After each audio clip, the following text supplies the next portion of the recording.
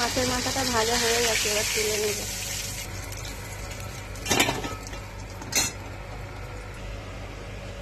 ফোড়নে দেবো তেজপাতা, পাঁচফোড়ন, শুকনো লঙ্কা।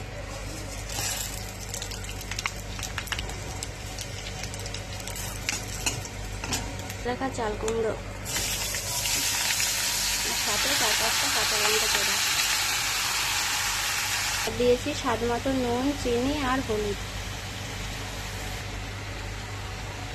কোনো জল অ্যাড করবো না, কারণ চাল কুমড়ো দিয়ে জল ছাড়বে, তো এতেই রান্না হয়ে যাবে। দিয়ে দেবো সাথে মাছের মাথাটাও।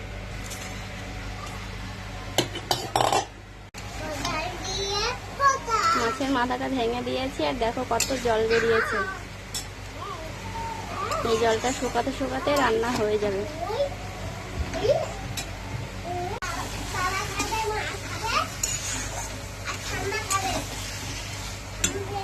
এখানে চাল কুমড়োর তরকারিটা হয়ে গেছে, এবার নামিয়ে নেব।